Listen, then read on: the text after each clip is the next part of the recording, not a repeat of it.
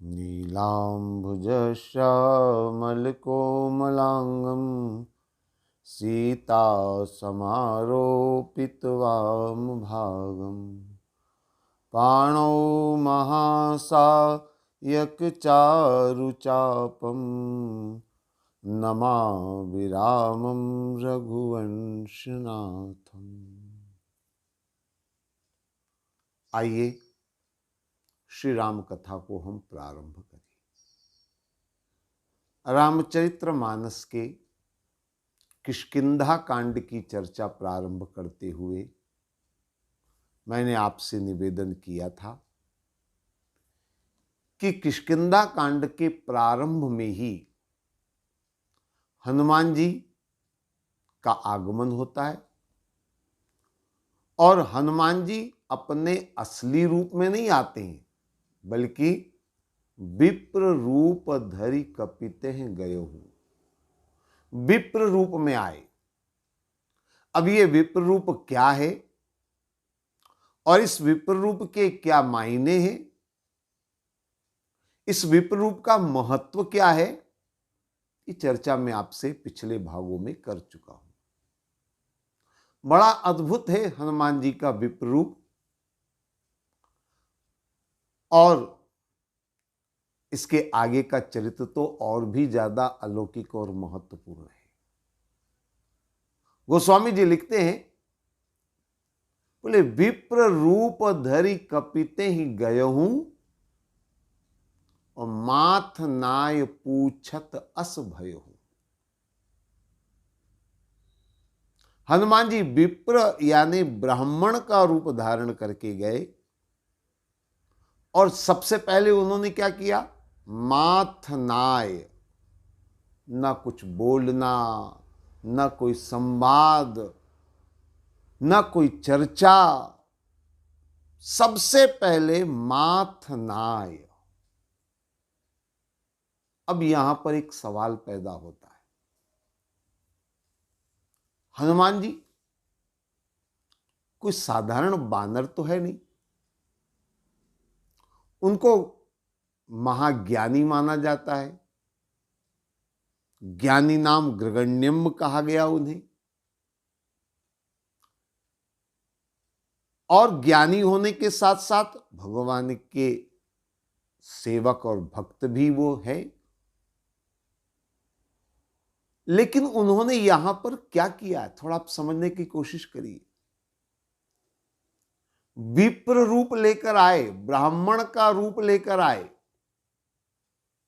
और किया क्या उन्होंने, राम जो क्षत्रिय राजकुमार हैं उनको प्रणाम किया, माथ नाय, सिर झुका करके प्रणाम किया। सामान्य तौर पर आप अच्छी तरह जानते हैं, और चूंकि ये तो राम कथा है और राम कथा में तो, राम के चरित्र में तो पग पग पर मर्यादा है, और मर्यादा कहती है ब्राह्मण क्षत्रिय के मस्तक नहीं झुकाता है।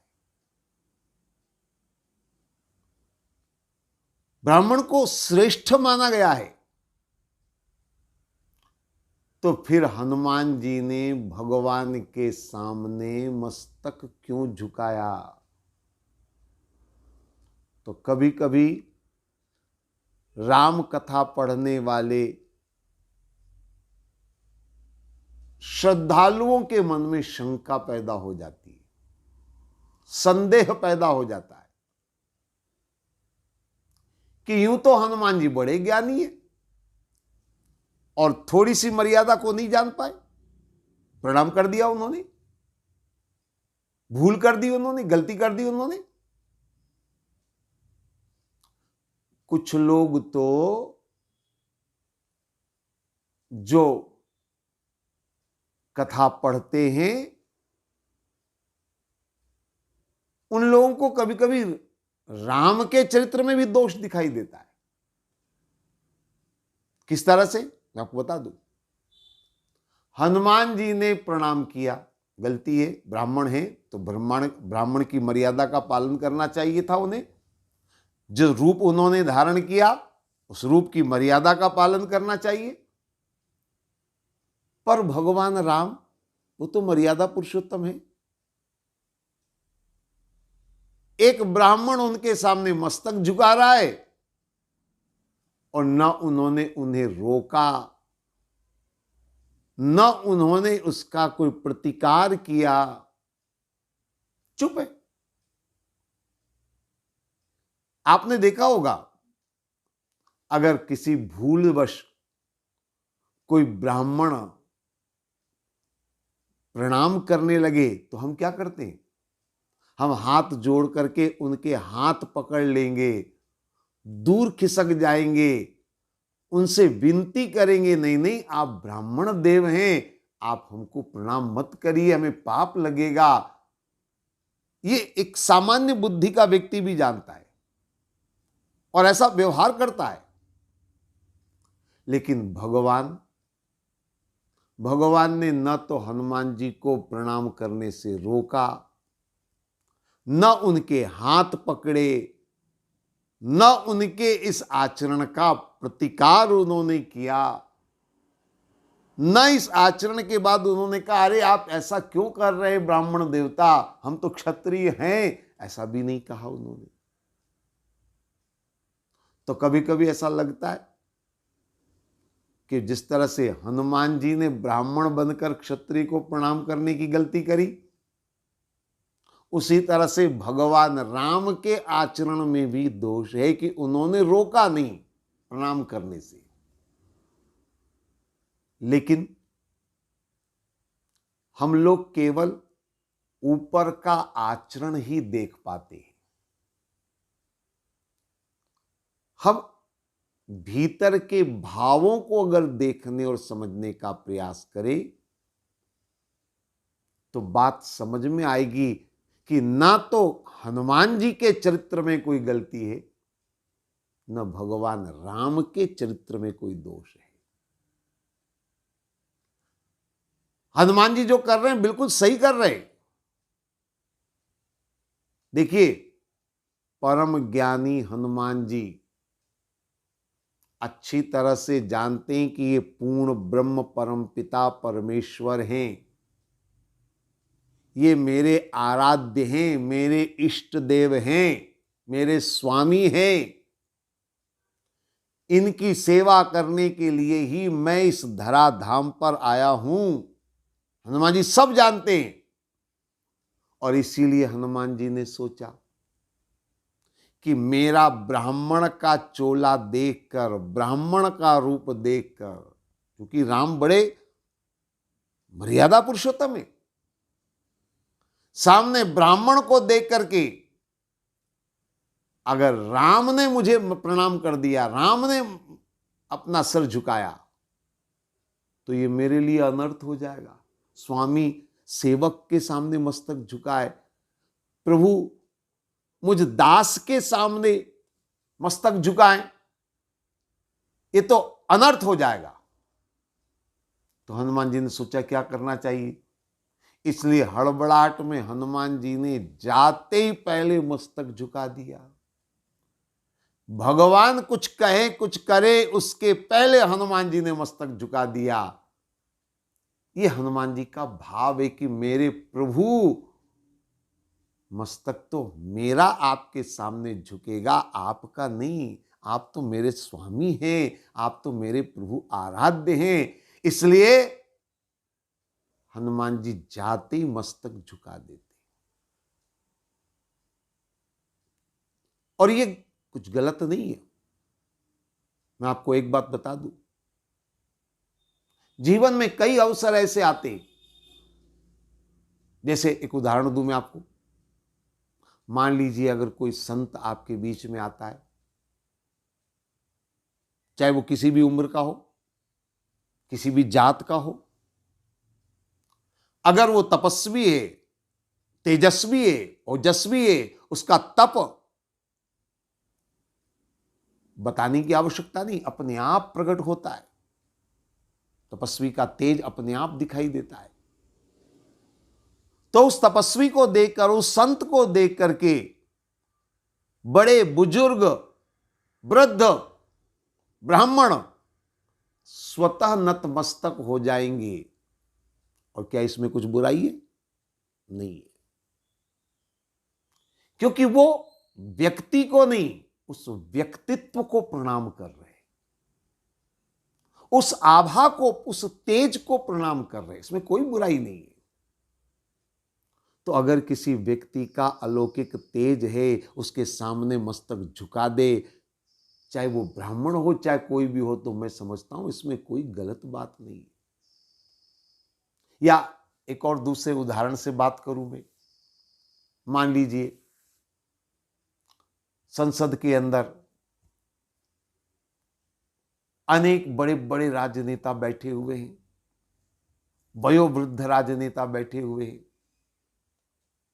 और उसी समय लोकसभा अध्यक्ष या राष्ट्रपति आए, चाहे वो किसी भी उम्र का, किसी भी जात का हो, किसी भी धर्म संप्रदाय को मानने वाला हो, उसके सम्मान में सब खड़े होंगे कि नहीं होंगे? निश्चित रूप से खड़े होंगे। महामहिम के सम्मान में खड़े होंगे। तो किसी विशिष्ट के सामने सम्मान देने के लिए खड़े होना या मस्तक झुकाना कहां से गलत कहा जा सकता है?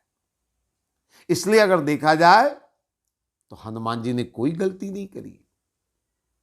राम का व्यक्तित्व, राम का तेज, आखिर पूर्ण ब्रह्म परमपिता परमेश्वर का, चाहे वो किसी भी रूप में आए हो, लेकिन परमात्मा का तेज तो है। और जब वो तेजस्वी, जब वो तेज पुंज सामने खड़ा है, तो मस्तक झुकना स्वाभाविक बात है। इसमें कहां की गलती, कौन सी गलती है? इसलिए देखा जाए तो हनुमान जी ने कोई गलती नहीं करी। और इसी तरह से राम के चरित्र में जिनको गलती नजर आती, मैं उनसे कहूंगा कि भगवान राम के चरित्र में भी कोई दोष नहीं है। क्यों नहीं है? देखिए, भगवान राम है करुणा निधान, भगवान राम है भक्त वत्सल। परमात्मा तो भक्तों के भाव को स्वीकार करते हैं। भगवान राम ने सोचा, अगर मैंने इनको रोका प्रणाम करने से, या मैंने अगर इन्हें प्रणाम किया, तो भक्त के दिल को बड़ी ठेस लगेगी, भक्त का दिल टूट जाएगा। तो भगवान तो अपने भक्त का दिल, अपने भक्त के भाव को महत्वपूर्ण मानते हैं। आपने सुनी होगी पंक्ति, प्रबल प्रेम के पाले पड़कर प्रभु को नियम बदलते देखा,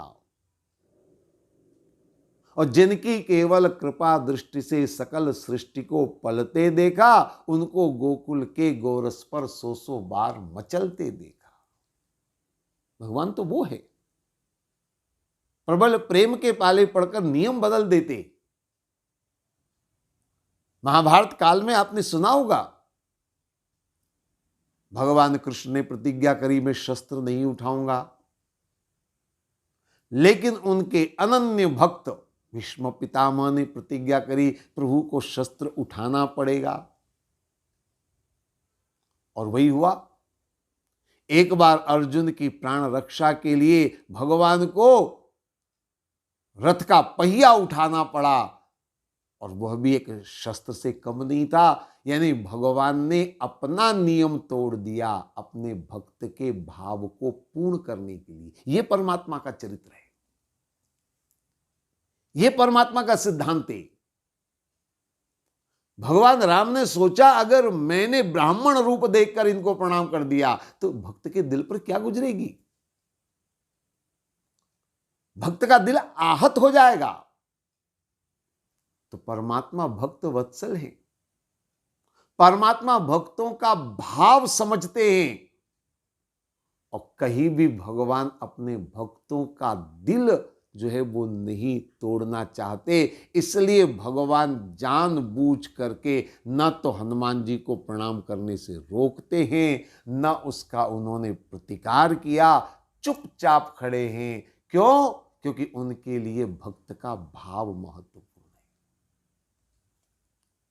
मेरे कहने का मतलब यह है कि तन के आचरण को देखने से लगता है कि हनुमान जी ने गलती करी, भगवान राम ने गलती करी, लेकिन भीतर के भाव को अगर समझा जाए, मन के भाव को, तो ना तो हनुमान जी ने कोई गलती करी, ना भगवान ने कोई गलती करी। शास्त्रों में ऐसे अनेक प्रमाण मिलते हैं। अब देखिए आप, सुखदेव जी उम्र में छोटे थे, पर बड़े बड़े ऋषि मुनि आकर के उन्हें प्रणाम करते थे।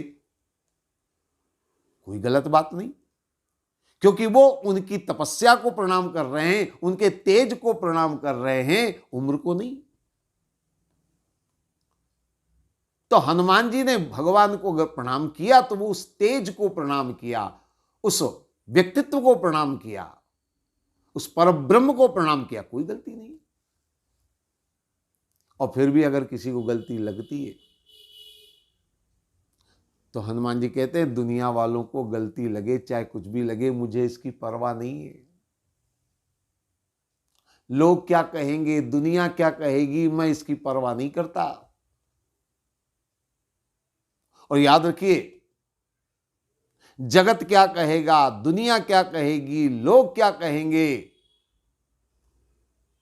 अगर आप इसमें उलझ करके रह गए तो जीवन में कभी कुछ कर ही नहीं पाएंगे।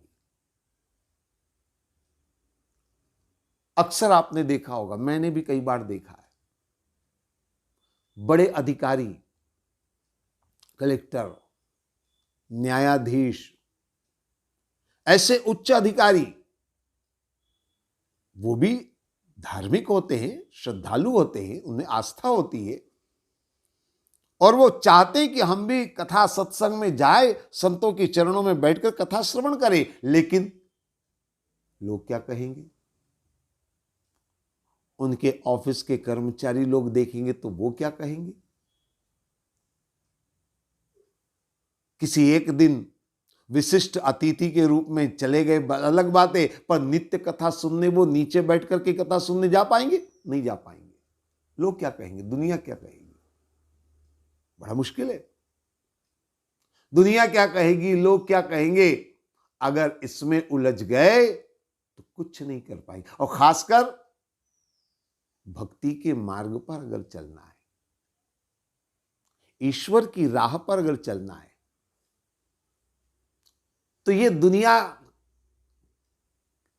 क्या कहेगी, लोग क्या कहेंगे, ये हमें छोड़ना पड़ेगा। क्योंकि दुनिया सम्मान दे रही है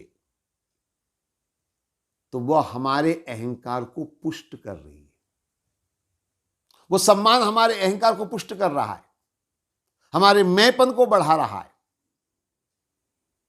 और परमात्मा के मार्ग पर अगर चलना है तो अहंकार शून्य होना पड़ेगा, अहंकार रहित होना पड़ेगा। और अहंकार रहित कब होंगे? जब हम केवल अपनी भक्ति पर ध्यान केंद्रित करेंगे, मन के भाव को बाहर प्रकट करेंगे। तन और मन, इन दोनों को अलग अलग रूप से समझना होगा। हम अपने तन के आचरणों को निश्चित रूप से अच्छे कर्म की ओर लगाएं,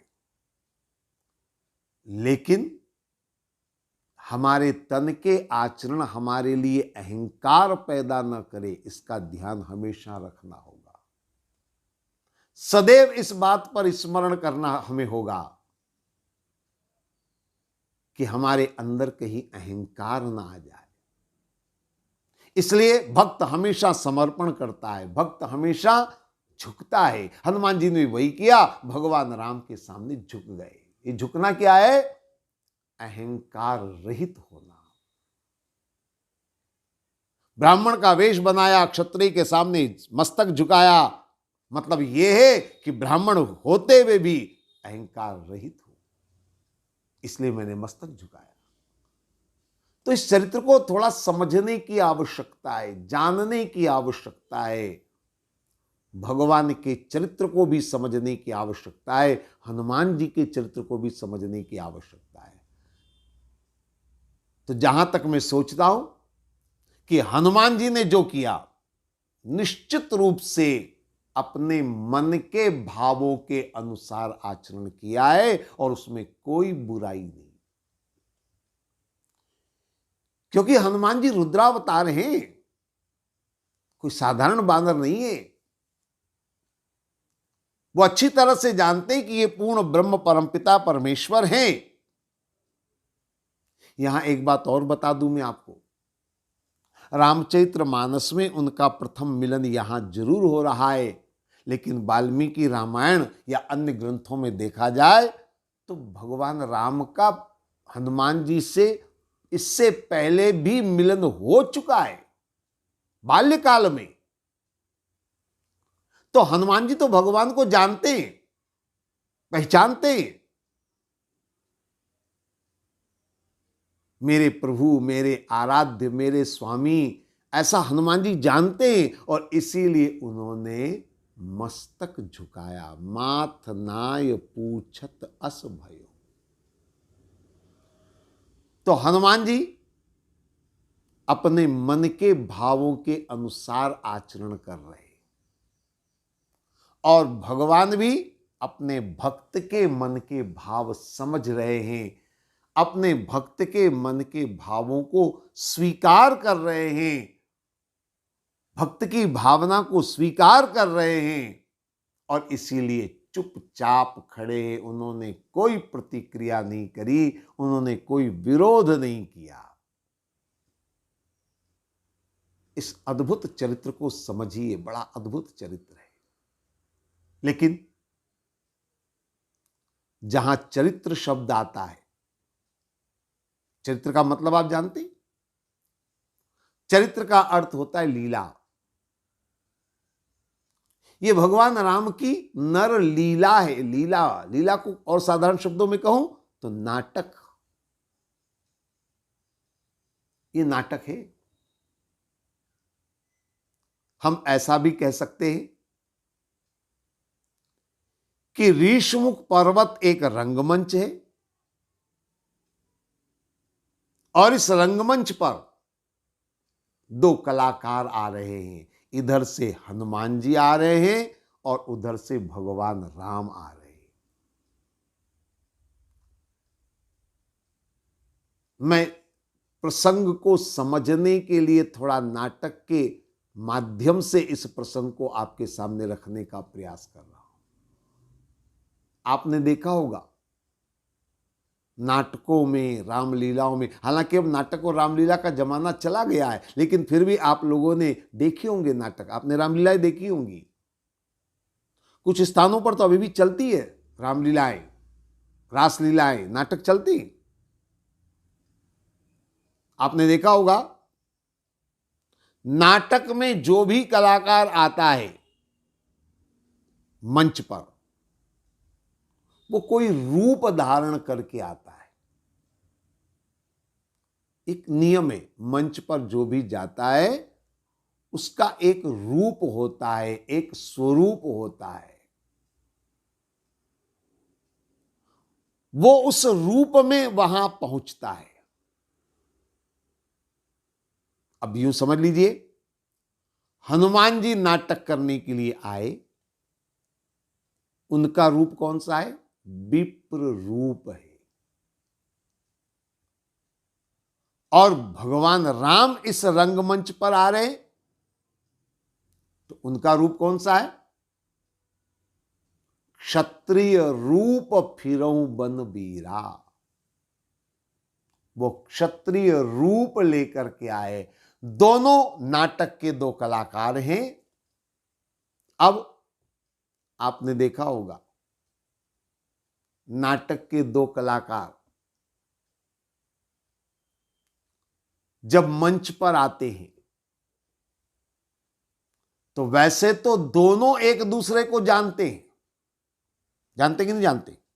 जैसे मान लीजिए मैं कहूं रामलीला में एक राम बना है, एक रावण बना है, दो कलाकार हैं। अब जो राम बना है वो अच्छी तरह से जानता है कि जो सामने रावण खड़ा है वास्तव में रावण नहीं है, बल्कि ये तो जगन्नाथ है, जो भी उसका नाम होगा, मतलब वो जानता है अच्छी तरह से। और जो रावण बना है वो भी जानता है कि मेरे सामने जो राम के रूप में खड़ा है वास्तव में ये राम नहीं है, ये सुरेश है। जो भी नाम होगा आप समझ सकते, उदाहरण दे रहा हूं मैं। तो दोनों एक दूसरे को जानते हैं, जानते कि नहीं जानते? अच्छी तरह से जानते हैं, दोनों कलाकार एक दूसरे को जानते हैं। लेकिन जितनी देर पर्दा खुला है, ये बहुत अद्भुत बात है, जितनी देर पर्दा खुला है वो दोनों वार्तालाप कैसी करेंगे? जैसा रूप उन्होंने धारण किया है। हनुमान जी मंच पर आए विप्र रूप लेकर के, लेकिन भगवान को मस्तक झुका दिया। यानी एक तरह से कहा जा सकता है नाटक में गलती हुई है, नाटक करने में चूक गए।